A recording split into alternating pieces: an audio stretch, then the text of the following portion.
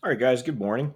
Today we're going to walk through together a Google Doc on the situation in World War One following the Battle of Britain. We're going to talk a little bit about the Battle of Britain too, and I'm going to give you guys a video to view today that's going to kind of show you the way the battle was fought was a particularly historic battle. And that was the first battle that was fought entirely in the air, and we're going to find out that one of the key parts of World War Two is how air power, in other words, your ability to fight from the air, really was significant in enabling you to achieve victory on the ground. It's the first war where that was the case. So we'll talk about that a little bit today. All right. So all we're going to do is I'm just going to give you I'm going to lecture for a little bit. Okay. We're going to talk through these key points right here. I'll stop to let you guys kind of answer and write your own comments. And we're going to kind of go back and forth between this and a map that you guys are going to have at your disposal. Okay, this is a map of the situation in Europe after Germany's successful invasion of France. The Low Countries, which would have been Holland, the Netherlands, and Denmark, and Norway. Okay, and I'll talk a little bit about why Hitler invaded the Norwegian coastline. We'll talk a little bit about allies of Adolf Hitler. And we're going to talk about how Great Britain is in a pretty perilous situation. They were the lone remaining democracy in Europe in 1940. We'll talk about who they're getting aid from, and we'll talk a little bit about what Adolf Hitler's grand plans are for the war going forward. Okay, so let's start off there. Okay. All right, let's talk a little bit about how the setup to the Battle of Britain took place. Okay, and as I just said, this will give you a little bit of background information before we get into the significance of the Battle of Britain and the strategic problems with Adolf Hitler's war machine. Okay, all right. So, following the Battle of France, okay, France was conquered in roughly 6 weeks. Okay, French military resistance collapsed pretty quickly. As you guys know from the reading and from our discussions, the reason why they collapsed so quickly, even though they had a much bigger army than Germany, believe it or not, and even more tanks and better tanks too, is because the Germans employed their weapons and their soldiers in a much different way tactically. They used blitzkrieg tactics. The French weren't prepared for that. The French were anticipating a repeat of World War One, and if you guys remember World War One, the Germans advanced through Belgium. The French had built massive fortifications along the border between themselves and Germany called the Maginot Lines. In fact, I'll draw it for you right here real quick so you guys can see where the French fortifications were. And I don't know what color this is going to end up being, but whatever. All right, so this is where the French had really fortified their border with Germany. Okay. And again, the reason why they did that was because they didn't want the Germans coming across the French-German border. They wanted to funnel the Germans actually through Belgium once again. So you guys can see in 1940, the British and the French, okay, the Allied powers, they actually advanced into Belgium once Adolf Hitler started moving into Belgium for the invasion of France. Okay, but the problem was they left this area right here wide open. Okay, and you're probably wondering why the heck would the French leave an entire gap in their lines wide open? And there's a lot to that. Okay, the reason why we have a gap right here that exists is because it's heavily forested and it's mountainous as well. You have the Vosges Mountains right there as well. Okay, and the Allies didn't think that the Germans would be able to move mechanized or wheeled and tracked, divisions through that area. They put some of their weakest, worst trained soldiers in this spot.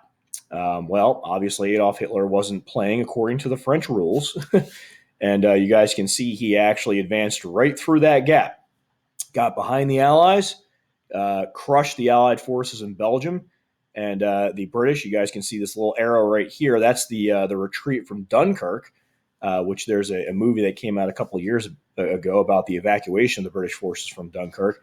So the British were able to remove most of their army from Northern Europe before the complete collapse. Okay. The sad part is Hitler didn't even have to conquer all of France. You guys can see he conquered most of northern France. The rest of France, to avoid devastation, they just flat out surrendered and created what we call a puppet government called Vichy France. Okay, and I'll type that in there for you. Okay, Vichy France basically is going to act as a basically a state within Germany. Okay, and it's going to be we're going to see them collaborate in a lot of cases with the Germans, with Nazis. All right, so even though they weren't technically part of the German Empire, Vichy France was basically considered an ally of Germany. All right. Okay. The reason why it was called that is because of the city that the government was located in. All right. Okay. So by 1940, okay, you guys can see that really all of the blue is either in Germany's hands or allies of Germany. You guys can see Italy, obviously, under Mussolini, okay, is part of the German Empire. Okay, if you go down here to the bottom of the map, you guys can see that even French North Africa, this used to all be French colonies back before the war. Now that is also part of Adolf Hitler's, massive empire. Okay, he invaded Norway in 1940, and the reason why he did that is because Norway had very valuable iron ore deposits up here in the northern part of their country, and he needed that for the building of weapons, things like that.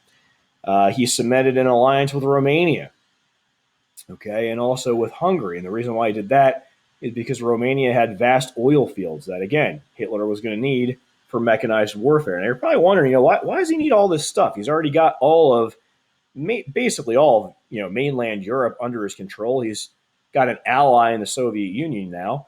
Little Great Britain's over here. Why would he need all that stuff just to conquer Great Britain? And we're going to find out that Hitler's plan wasn't just Great Britain. Okay, in fact, Great Britain wasn't even part of his plan. He was actually hoping that Great Britain would just simply drop out of the war. Okay, and that's going to bring us now back to the Google Doc. So let's go back to the Google Doc, okay? And let's talk a little bit lessons from the past and Hitler's grand strategy. So I'm going to walk you through his big grand strategy, and this actually goes all the way back to his book Mein Kampf that he wrote while in prison in 1924. Mein Kampf basically is pretty much Hitler. It's a I guess a thought stream of Hitler, basically a stream of consciousness, so to speak, of what he thinks the future of Germany should be like and what Germany's role should be like in the future of world politics. All right. So let's talk a little bit about Hitler's grand strategy. Great Britain didn't fit into it. Okay. His grand strategy was he wanted revenge on France. Okay. And you guys can see 1940, he invaded France, as we already said. That's one of the big reasons why he made peace with Stalin in 1939 is because he didn't want to face another two-front war. So make sure you guys write that down. In the beginning of the war, Hitler was very conscious of not opening up a two-front war again. And I want you guys, using your prior knowledge of World War I, to write down next to that little notation there, why Hitler wanted to avoid a two-front war. Okay. The other thing, okay, part of his grand strategy deals with blitzkrieg. Okay, blitzkrieg, as you guys know, it's meant to be quick.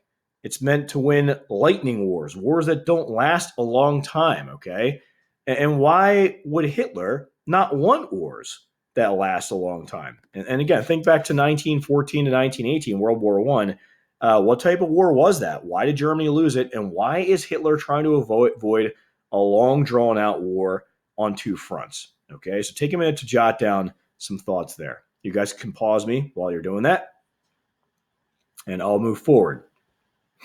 Okay, so the next thing is, the significance of the Battle of Britain to the future of the war. Okay, Hitler never had any real aspirations of invading Great Britain. Did he have troops on the coastline in Northern Europe? Yes, he did. Was he collecting flat-bottom boats to try to cross the English Channel? Yes and no. Yeah, he did do it, but he never really showed any interest in the planning of the invasion. His mind was already elsewhere. We're going to talk about that right now. Okay, Hitler's real grand strategy was to invade the Soviet Union. Okay, and this goes back to Mein Kampf, and you guys want to write this up here under his grand strategy. The Soviet Union was going to provide Adolf Hitler with what he thought the German people always deserved, and that was the concept of Lebensraum. And I'll write that right under the Soviet Union. And Lebensraum just means living space in German.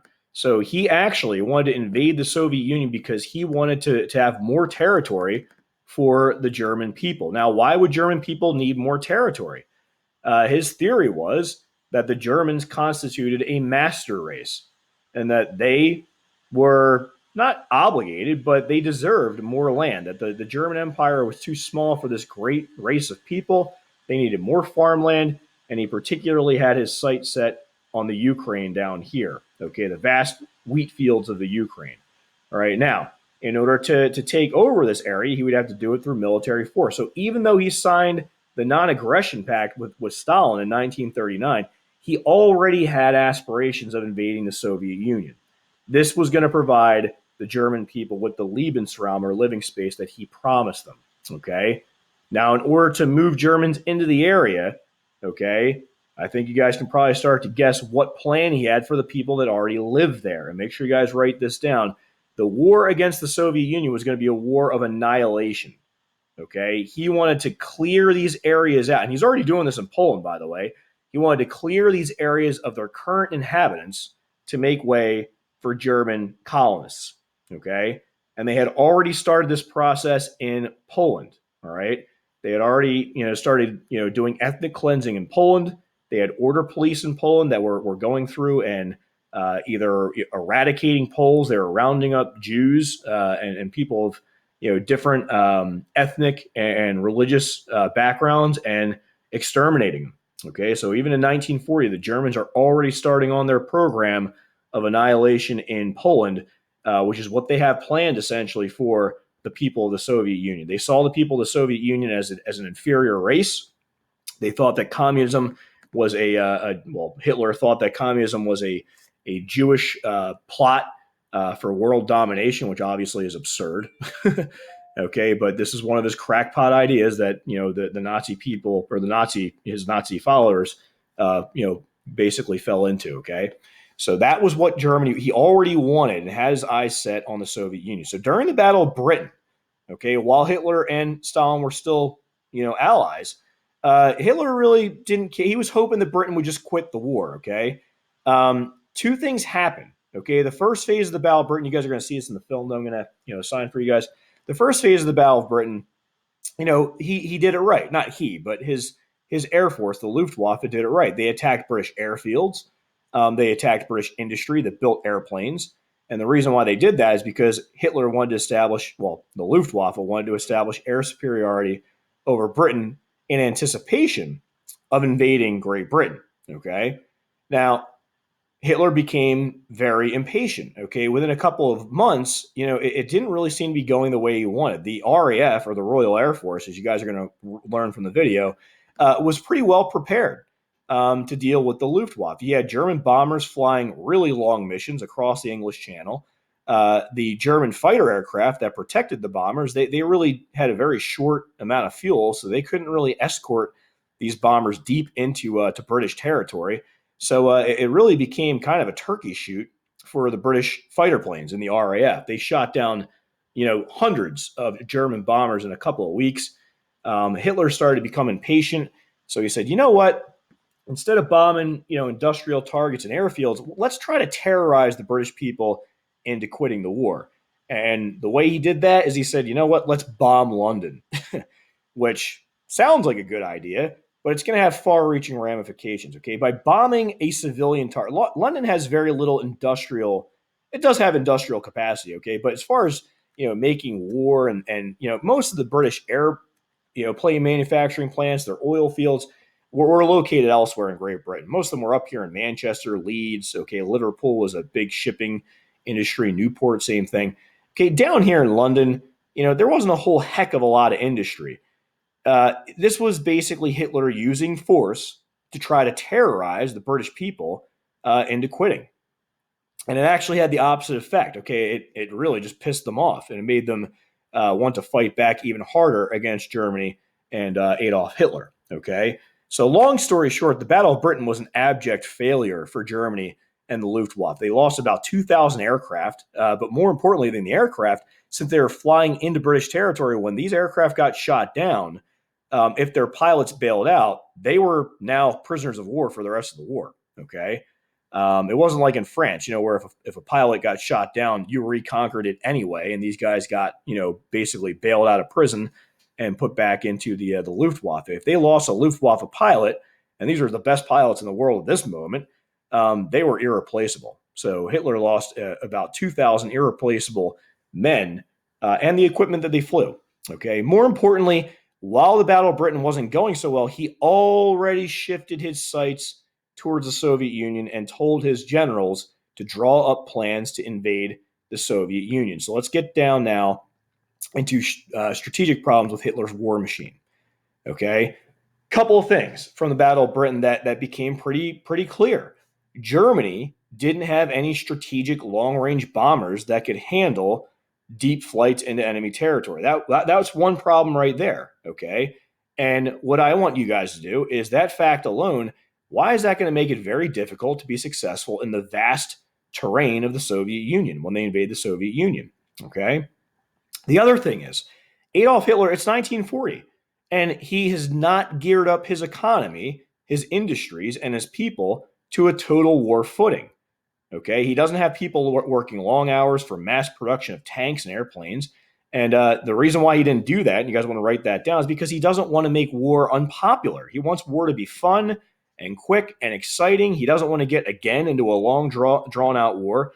So German industry only builds enough tanks for what the German army thinks they need for a particular campaign. They're not building, hundreds of thousands of vehicles, and they're not, marshaling the forces of Germany into factories just yet. What Hitler's trying to do in World War II is he's trying to kind of insulate the German people from the hardships of war. And we're going to find out that does not work out too well, okay? But because of that, you guys want to write this down in our strategic problems of this war machine, okay, they don't have enough weaponry, especially to invade the gigantic Soviet Union, okay? They don't have enough tanks. They don't have enough airplanes. They don't have enough oil production. Again, they have to get most of their oil down here in Romania. Most of their steel is coming from up here in Norway. And you guys can see, to get, steel from Norway to Germany, they gotta cross some pretty perilous waters being patrolled by the British Navy. Okay. More importantly, when Hitler turns away from Great Britain, you guys want to write this down here, okay, under strategic problems, the significance of the, I would write it here actually, under significance of the Battle of Britain. Okay, by leaving Britain in the war and turning away from Great Britain and then invading the Soviet Union, you guys can see it right here. What type of war strategically has Hitler now created? Okay, and you guys can see it clear as day. Even though Great Britain might not be on the land, okay, abutting Hitler's empire, okay, they still can play a big role. Remember, Great Britain defeated the Luftwaffe. They defeated the German Air Force. That means that Great Britain is an air power, not just an air power. They're also a naval power. You guys know that. The British Navy is still completely superior to the piddly German Navy. Okay, yeah, the Germans are building U-boats, okay, but the British surface fleet is enormous. Okay, so they can easily police the North Atlantic. All right, and now with Germany, with Hitler bringing the Soviet Union in, okay, he's creating another type of war that is going to be very difficult for Germany to win. So make sure you guys write down strategically the significance of Hitler leaving Britain in the war, and make sure that you guys write down the strategic problems with Britain's war machine from what I just discussed. Okay? All right, you guys can pause me here while you write that. I'm going to move forward to the scope of the war and Hitler's justifications for the invasion of the Soviet Union. Okay? All right, under scope of the war, okay? Other areas where the war starts to be fought, okay? When Hitler invades the Soviet Union, this is not the only other front that he's dealing with, okay? Here in North Africa is a wonderful opportunity for the British to use their empire in Egypt to start moving troops into German territory in Tunisia and Algeria, okay? This is actually controlled by Italy, all right, who is very weak. And Hitler was going to have to divert supplies and material and men, and you guys have read this, one of his most capable commanders, a guy named Erwin Rommel, is going to be dispatched with the famous Afrika Korps to North Africa to try to fight and defeat the British. Okay, after 3 years of fighting, the Germans are forced to evacuate North Africa. They actually had to move their troops from North Africa over here to Sicily. Okay, So the Germans are now fighting on 1, 2, 3 fronts, okay? And they're spreading thin supplies that they already have in short supply. You guys know that from our previous conversation a couple of minutes ago that German industry isn't, geared up to fight against two different, industrial enemies and also 3 different fronts. All right, so the scope of the war had gotten much, much bigger by 1940. All right, so let's escape out of that and go back to the Google Doc. All right, let's go down now to Hitler's justifications of the invasion of the Soviet Union. It's called Operation Barbarossa. It was named after a German leader from way back in the post-Roman era. Okay, and for justifications, okay, Hitler justified to the German people. You guys want to write this down? He convinced them that the Soviet Union was in fact planning to invade Germany, which wasn't true at all. Okay, in fact, it was a blatant lie. Okay.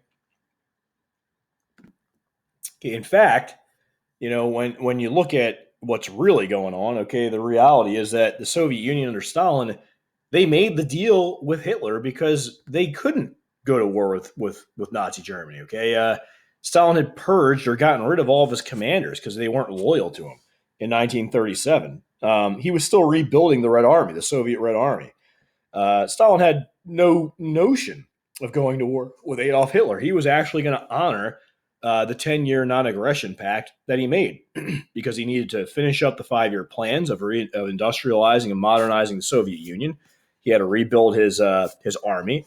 So these are all things that Stalin's still working on. He had no clue. One of the weird things is that even though Hitler had written extensively about how he wanted to invade the Soviet Union, for some reason Stalin trusted Hitler all the way up until the moment of the invasion. And because of that, the Soviet Union was completely unprepared for the German invasion. So the other big part of this, and the way that he justified this to his generals, he said that the Soviet Union's ready to attack us. We need to invade the Soviet Union before they can build up their strength, and then we get involved in a war with them that we can't win. So basically, Hitler tries to use the old justification of 1914. If we don't fight a war now against Russia, we'll lose it in the future. Okay, his other justifications are purely racial, for what we talked about before. The Soviet Union was going to provide living space for the German people. Okay, that living space was going to be cleared of the Soviet population, especially in the Ukraine.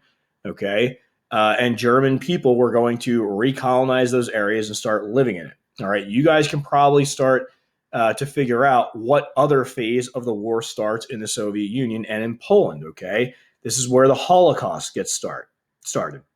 So as the German military rolls through places like Latvia, Lithuania, Estonia, okay, parts of Belarus, when they roll into the Ukraine, when they're already in Poland, they're already starting, after the military rolls through, they're followed up by special trained other groups, what were called either Order Police or Einsatzgruppen, and their job is to literally ethnically cleanse the area to make ready for German colonists. Okay, so when you take a look at the military and racial justifications, okay, they're pretty brutal. All right, now the big thing is this. Okay, 1941, Hitler invades the Soviet Union in the spring.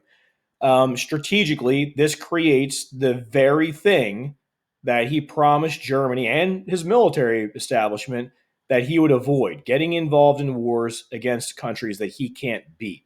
And I want you guys to write down under strategic implications here, okay? Why can't Germany win this war? Even though they're going to be very successful in 1941, by the Soviet Union holding out through 1941 and 1942, and by leaving Great Britain in the war, what two types of countries has Hitler picked to fight with? And why is he destined to lose? This is even before the U.S. gets involved. Okay, we're not going to get involved until the very end of 1941. The war's 3 years old by that time. Okay, almost 3 years old. And Hitler's already on a path. He's steering a course to disaster. Why would Germany and Italy be outmatched completely by Great Britain and the Soviet Union? Okay, and this is just in 1941. What are the strategic implications? Take some some time to write that down, and then write down the impact on the course of the war. Okay, everything's been going really well militarily for the Germans and the Italians for the first 2 years of the war. Now we have the invasion of the Soviet Union. Okay, how is this going to, in your estimation, impact the course of the war going forward? Okay, so that's going to be the final question that you guys are going to finish up with.